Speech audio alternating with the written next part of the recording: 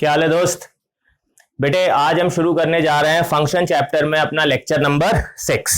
ठीक है, आपको याद होगा या आपने लेक्चर नंबर 5 देखा होगा तो लास्ट लेक्चर में हम लोगों ने ये देख लिया था कि बेसिकली जो आर्गुमेंट और पैरामीटर होता है, आर्गुमेंट और पैरामीटर का मीनिंग क्या होता है, किसी फंक्शन में हम पैरामीटर कैसे पास कर सकते हैं और इसकी नीड क्या है। ठीक, ये मैंने आपको लेक्चर 5 में आपको इस चीज को एक्सप्लेन कर दिया था और मैंने लेक्चर 5 के लास्ट में आपसे ये बोला था कि जो अब हम लोग नेक्स्ट लेक्चर में डिस्कस करेंगे वो डिस्कस करेंगे कि हम किसी भी पैरामीटर को कितने टाइप्स हैं जिनके थ्रू हम पैरामीटर को फंक्शन में पास कर सकते हैं। ठीक है बेटे, तो आज वो टाइप्स देखते हैं। ठीक है, तो टाइप ऑफ पैरामीटर या किस तरह से हम पैरामीटर को फंक्शन में पास कर सकते हैं, उसमें पहला आता है जिसको हम बोलते हैं पोजिशनल आर्गुमेंट, या इसी को बोला जाता है रिक्वायर्ड आर्गुमेंट, या इसी को बोला जाता है मैंडेटरी आर्गुमेंट। कुछ भी कह लीजिए, पोजिशनल बोल लीजिए, रिक्वायर्ड बोल लीजिए, मैंडेटरी बोल लीजिए।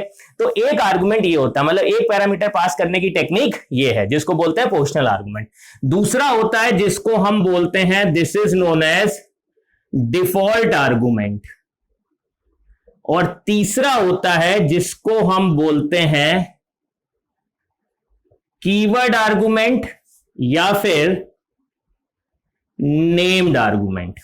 ठीक है, और चौथा एक और होता है जिसको हम बोलते हैं this is known as variable length argument.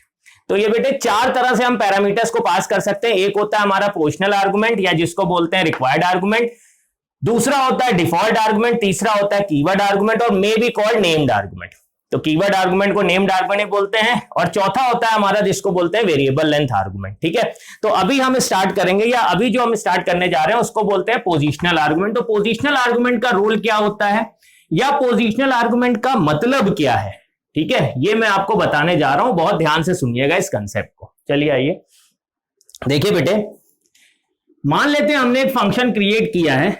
मैंने एक फंक्शन क्रिएट किया जिसका नाम है सम, और यहां पे मैंने दे दिया x और y, और यहां पे मैंने लिख दिया sum is equal to x plus y, और ये मैंने आपका मेन स्टार्ट किया, और यहां पे मैंने लिख दिया a is equal to INT input enter value. अब ये जो मैंने डैश किया इसका मतलब एंटर वैल्यू, मतलब कोई भी एप्रोप्रिएट मैसेज। ठीक है, ये मत सोचिए कि ये डैश कर दिया इसका मतलब क्या है सर, अभी तक तो आप यहां मैसेज लिखते थे। तो डैश का मतलब है कि एंटर वैल्यू फिलहाल के लिए। b is equal to INT input, और यहां पे भी हमने दे दिया एंटर अनदर वैल्यू, और मैंने यहां से सम के साथ पास किया a, b, और यहां पे लिख दिया प्रिंट ओवर। अब आप नोटिस करिए तो ये लगभग वही प्रोग्राम है जो हम लोगों ने लेक्चर 5 में देखा था। ठीक है, तो आपने यहां पे क्या किया, आप नोटिस करिए, ये हमने एक फंक्शन बना दिया जिस फंक्शन का नाम हो गया सम, और ये x और y जो हमने दिए ये फॉर्मल पैरामीटर है। ठीक है, यानी मैं फंक्शन के बिहाफ पे कंपाइलर को या इंटरप्रेटर को डिनोट कर रहा हूं कि मैं एक फंक्शन क्रिएट कर रहा हूं जिसका नाम सम है, जिसमें दो पैरामीटर रिसीव होंगे। ठीक है, और ये इसकी बॉडी है। इसके बाद मेन से एग्जीक्यूशन स्टार्ट हो रहा है, तो मेन में हमने दो वैल्यूज इनपुट ले ली a और b में, और सम के साथ हमने ab को पास किया। जैसे ही हम फंक्शन को कॉल करते हैं, आपको मालूम है कि जैसे ही फंक्शन कॉल होगा अल्टीमेटली कर्सर कहां जंप करेगा, कर्सर जंप करेगा डेफिनेशन पार्ट पे। a की वैल्यू x में रिसीव हो गई, b की वैल्यू y में रिसीव हो गई। ठीक है सर, और यहां पे बॉडी एग्जीक्यूट हो जाएगी, और बॉडी एग्जीक्यूट होने के बाद कर्सर रिटर्न होगा और क्या मैसेज आएगा, प्रिंट ओवर, मतलब नेक्स्ट लाइन हमारी एग्जीक्यूट होगी। इस चीज को आप देख चुके हो। ठीक है, मैं जो आपको बताने जा रहा हूं आज पोजिशनल आर्गुमेंट का मतलब क्या होता है। बेटे एक चीज याद रखिएगा, पोजिशनल आर्गुमेंट को बताने के लिए या आर्गुमेंट का किस तरह से पास करते हैं उसको समझाने के लिए अब मैं बार बार ये फंक्शन की बॉडी या पूरा ये मेन नहीं लिखूंगा। मैं सिर्फ फंक्शन कॉलिंग स्टेटमेंट दूंगा और मैं सिर्फ फंक्शन की डेफिनेशन लिखूंगा। ठीक है, बाकी आप समझ चुके हैं, अब आप इस लेवल पे आ चुके हैं कि मैं पूरा प्रोग्राम ना बनाऊं, जो मुझे पॉइंट बताना है मैं सिर्फ उतना पोर्शन डेवलप करूं और आपको पॉइंट समझाऊं। ठीक है, इस पोर्शन पे अब आप आ चुके हैं। ठीक, तो मैं इस प्रोग्राम को रब कर रहा हूं, सिर्फ आपको समझाने के लिए मैंने लिख दिया था। जो हमारा यहां मेन ऑप्शन है, जो हमें मेन देखना है, वो क्या देखना है वो मैं आपको बता रहा हूं। देखिए ये आपने एक फंक्शन बना दिया और फंक्शन जैसे ही हमने क्रिएट किया, इसके बाद हम फंक्शन को जब भी कॉल करेंगे तो मैंने यहां पे अगर पास किया ए और बी, आप मान लीजिए कि ये जो ए और बी है ये दोनों क्या है, एक्चुअल पैरामीटर हैं, और ए और बी की वैल्यू आप कुछ भी सपोज करते हैं। मैं सपोज कर लेता हूं ए की वैल्यू में एज्यूम कर लेता हूं 10 और बी की वैल्यू क्या है 20 है, ठीक है। तो पोजिशनल आर्गुमेंट का मतलब क्या होता है, तो बेटे याद रखिएगा ये जो टॉपिक आपने पढ़ा था जिसमें हमने फंक्शन और पैरामीटर को पास किया था, बेसिकली ये जो पैरामीटर पास करने का मेथड है इसी को बोलते हैं पोजिशनल आर्गुमेंट या रिक्वायर्ड आर्गुमेंट, ठीक है। आप ध्यान रखिए यहां पे मैंने अगर डेफ सम के साथ x और y दिया है, इसका मतलब मैं इंटरप्रेटर को पहले ही डिनोट कर रहा हूं कि इस फंक्शन में हम दो पैरामीटर लेंगे या दो पैरामीटर हमें रिसीव होंगे, ठीक है। याद रखिएगा अगर मैंने यहां पे x और y लिखा है इसका मतलब दो पैरामीटर हमें रिसीव होंगे, यानी दो ही, यानी दो से कम नहीं। इसका मतलब क्या है कि नॉर्मली जब आप सम के साथ ए और बी को पास करेंगे तो बेटे याद रखिएगा ये ए की वैल्यू किस में जाएगी, एक्स में जाएगी, और ये बी की वैल्यू किस में जाएगी, वाई में जाएगी, ठीक। ये एक्स और वाई क्या है, ये फॉर्मल पैरामीटर्स है, तो ए की वैल्यू आपकी एक्स में रिसीव होगी, बी की वैल्यू किस में रिसीव होगी, वाई में रिसीव होगी, यानी अकॉर्डिंग टू देयर पोजीशन। इसकी पोजीशन यहां क्या है, अगर देखा जाए तो इस एक्चुअल पैरामीटर की पोजीशन ए जो है मींस एक्चुअल पैरामीटर है, इसकी पोजीशन क्या है, ये फर्स्ट पोजीशन पे, ये सेकंड पोजीशन पे। तो क्योंकि इसकी पोजीशन 1 है, ये पहला पैरामीटर, पहला एक्चुअल पैरामीटर है और ये दूसरा एक्चुअल पैरामीटर है, ठीक। तो ये पहले फॉर्मल में कॉपी होगा और दूसरा यानी बी दूसरे फॉर्मल में कॉपी होगा, ठीक है। तो याद रखिए इसकी पोजीशन के अकॉर्डिंगली ये पैरामीटर कॉपी होता है या वैल्यू कॉपी होती है, तो इसीलिए इसको बोलते हैं that is known as positional argument. क्या बोलते हैं, पोजीशनल आर्गुमेंट, ठीक है। इतनी बात समझ में आ गई। अब कुछ बातें मैं आपको और बता रहा हूं जो कि इंपॉर्टेंट है, ठीक है।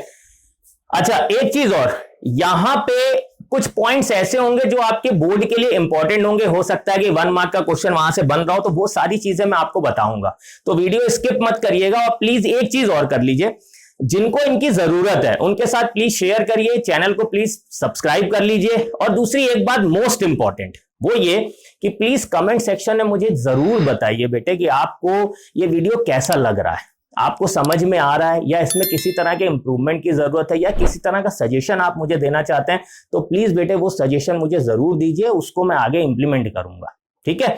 तो मेन पर्पस हमारा ये है कि जिन बच्चों को कंप्यूटर साइंस में प्रॉब्लम होती है, जो कंप्यूटर साइंस सब्जेक्ट को एक तरफ से ये मान के चलते हैं कि सर हम कैसे करेंगे, क्या होगा, हमारे पे प्रेशर पीसीएम का है या हम बाकी सब्जेक्ट्स देख रहे हैं, हम कंप्यूटर साइंस कैसे कर पाएंगे, तो बेटे उनके लिए बता रहा हूं, आप बस लेक्चर यहां पे ध्यान से सुनिए और किसी तरह के कोई भी सजेशन हो आप प्लीज मुझे कमेंट सेक्शन में जरूर बताइए, ठीक है। तो चलते हैं आगे। तो सम के साथ हमने यहां से पास किया ए और बी, तो बेटे ये ए आपका फर्स्ट एक्चुअल पैरामीटर हो गया, बी आपका सेकंड एक्चुअल पैरामीटर हो गया। तो ये पहला एक्चुअल पैरामीटर पहले फॉर्मल में कॉपी होगा, दूसरा एक्चुअल पैरामीटर दूसरे फॉर्मल में कॉपी होगा, इसीलिए इसको बोलते हैं पोजीशनल आर्गुमेंट। क्यों, क्योंकि इसकी पोजीशन को देखते हुए वैल्यू क्या होगी, कॉपी होगी। एक चीज और बेटे, अगर आपने यहां पे एक्स और वाई दिया है और अगर आप सपोज करें आपने अगर लिख दिया सम ए, ठीक, इस केस में क्या होगा, तो याद रखिएगा पोजीशनल आर्गुमेंट ये एक्स और वाई यानी पोजीशन के ब्याह पे वैल्यू कॉपी होगी, लेकिन अगर आपने यहां पे दे दिया सम ए यानी आप एक एक्चुअल पैरामीटर दे रहे हैं जो कि एक्स के लिए एलिजिबल है, यानी एक्स में उसकी वैल्यू जानी चाहिए, लेकिन आपने सेकंड पैरामीटर यहां पे पास नहीं किया है, जबकि वाई कहता है कि उसके लिए वैल्यू कहां से मिलेगी, इसीलिए इसको बोलते हैं पोजीशन के साथ साथ रिक्वायर्ड आर्गुमेंट। यानी अगर आपने यहां पे दो पैरामीटर दिए हैं तो आपको यहां से दो पैरामीटर पास करने मस्ट है, मैंडेटरी है। अगर आपने एक भी पैरामीटर कम दिया तो यहां पे कंपाइलर क्या रिपोर्ट कर देगा, एरर। इसको आप चेक करके देख सकते हैं, ठीक है। और एक चीज और, अगर मैं सम के साथ कुछ भी पास ना करता, कुछ इस तरह से, तो आप नोटिस करिए सम के साथ मैंने कोई पैरामीटर पास नहीं किया है, ठीक, तो यहां पे भी कंपाइलर क्या रिपोर्ट करता है, एरर। यानी कंपाइलर ये कह रहा है, इंटरप्रेटर ये कह रहा है कि यहां पे हमने दो पैरामीटर हमने आपसे मांगे, आपने हमें एक भी पैरामीटर नहीं दिया, मतलब कंपाइलर या इंटरप्रेटर इस केस में क्या रिपोर्ट कर देगा, एरर, ठीक। तो फॉर्मल पैरामीटर्स अगर आपने यहां पे जितने दिए हैं उतने पैरामीटर यहां से पास करना आपको क्या है, मैंडेटरी। इतनी बात में कोई दिक्कत? तो पोजिशनल आर्गुमेंट क्या होता है, रिक्वायर्ड आर्गुमेंट क्या होता है, मैंने आपको यह बता दिया। यानी जितने पैरामीटर आप यहां पे फॉर्मल पैरामीटर देंगे उतने ही एक्चुअल पैरामीटर यहां से पास करना मस्ट है। और वैल्यू असाइन कैसे होगी, उनकी पोजीशन के अकॉर्डिंगली। फर्स्ट एक्चुअल की वैल्यू फर्स्ट फॉर्मल में, सेकंड एक्चुअल की वैल्यू सेकंड फॉर्मल में, ठीक है। तो इसको बोलते हैं पोजिशनल आर्गुमेंट। अच्छा एक चीज और, एक डाउट कई बार बच्चों के दिमाग में आता है, ठीक है, उसको समझना बहुत इंपॉर्टेंट है। बच्चे ये एज्यूम कर लेते हैं, या मैंने जो आपको एग्जांपल दिया उसमें आपने इस चीज को शायद एज्यूम कर लिया हो कि सर आप जब पैरामीटर को पास कर रहे हैं, आपने यहां पे लिखा सम 10,20 तो 10x में आ गया, 20y में आ गया। तो हो सकता है बेटे आपने ऐसा एज्यूम कर लिया हो या ऐसा परसेप्शन फॉर्म कर लिया हो कि सर यहां से हम जो दो वैल्यू पास कर रहे हैं वो तो 10 और 20 पास कर रहे हैं, मतलब इंटीजर टाइप की वैल्यू पास कर रहे हैं, ठीक है। और यहां पे दो ही पैरामीटर आप लेके चल रहे हैं, ठीक। तो क्या ये वैल्यूज डिफरेंट टाइप की हम पास कर सकते हैं किसी फंक्शन में, या क्या दो पैरामीटर से ज्यादा पैरामीटर्स हो सकते हैं किसी फंक्शन में? अगर इस तरह की सिचुएशन आप कुछ है आपके सामने, या इस तरह का कोई अगर डाउट आपके सामने आ रहा है, तो बेटा मैं आपको एक चीज क्लियर कर दूं, ऐसा कोई मैंडेटरी नहीं है कि कितने नंबर ऑफ पैरामीटर आप पास करेंगे, इसके लिए कोई मैंडेटरी नहीं है, कोई सिचुएशन नहीं है। जितनी आपकी रिक्वायरमेंट है उतने पैरामीटर पास कर सकते हैं, और जिस टाइप के चाहे उस टाइप के पैरामीटर आप पास कर सकते हैं। मतलब फॉर एग्जांपल मान लेते हैं हमने यहां पे एक फंक्शन बनाया होता डेफ डेमो, और यहां पे मैं देता XYZ, ठीक है। मैं अभी बॉडी पे नहीं जा रहा हूं, इसलिए बॉडी को मैं एम्प्टी छोड़ रहा हूं, बॉडी को शो करना पर्पस नहीं है मेरा। और यहां से आपने डेमो में पास किया सपोज 60, और यहां से आपने पास किया 4.36, और यहां से आपने पास किया ABC। अब आप नोटिस करिए कि डेमो के साथ मैंने 3 पैरामीटर पास किए। कितने पैरामीटर हम पास कर रहे हैं? हम 3 पैरामीटर्स पास कर रहे हैं। फर्स्ट एक्चुअल पैरामीटर ये हो गया, सेकेंड एक्चुअल ये हो गया, थर्ड एक्चुअल ये हो गया। तो रिसीव कैसे होगा सर? पहला फॉर्मल ये हो गया, सेकेंड फॉर्मल ये हो गया, और थर्ड फॉर्मल ये हो गया, ठीक है। तो यानी इस केस में जैसे ही फंक्शन एग्जीक्यूट होगा, सर x की वैल्यू क्या हो जाएगी 60, y की वैल्यू क्या होगी 4.36, और z की वैल्यू क्या होगी ABC। अब आप चाहें तो इसको इस तरह से भी देख सकते हैं। आप इस फंक्शन में आइए और डेमो की जो आपको बॉडी देने की बात है, आप एक काम कर लीजिए। अगर आपको ये चेक करना है तो बस आप एक काम करिए, इसके अंदर आइए, आप दे दीजिए प्रिंट x, प्रिंट y और प्रिंट z, ठीक है। तो ये तीनों वैल्यूज अगर आप प्रिंट कराएंगे तो आप देखिएगा x के ब्याह पे आपको क्या मिलेगा 60 मिलेगा, y के ब्याह पे 4.36 मिलेगा, और यहां पे z के ब्याह पे ABC मिलेगा, ठीक है।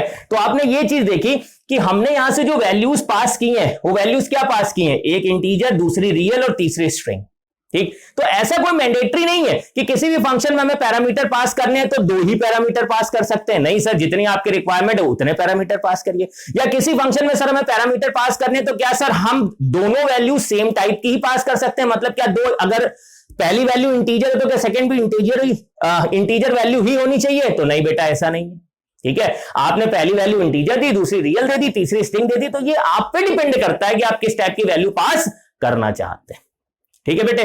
तो इसको बोलते हैं पोजिशनल आर्गुमेंट, और इस तरह से हम पैरामीटर को पास करते हैं। बस एक चीज याद रखिएगा कि अगर आपने 3 पैरामीटर यहां पे दिए हैं तो 3 वैल्यू आपको यहां से पास करनी पड़ेगी। अगर आपने एक भी वैल्यू कम पास की तो ये रिपोर्ट कर देगा एरर, ठीक है। तो इसको बोलते हैं बेटे पोजिशनल आर्गुमेंट, ठीक। बेटे मैं आपको नेक्स्ट लेक्चर में बताऊंगा डिफॉल्ट आर्गुमेंट का मतलब क्या होता है, या डिफॉल्ट आर्गुमेंट का रोल क्या होता है, ठीक है। तो अभी के लिए पोजिशनल आर्गुमेंट, ठीक, इसको देखिए, समझिए। नेक्स्ट लेक्चर में हम लोग कंटिन्यू करेंगे, that is known as default argument. Okay बेटे।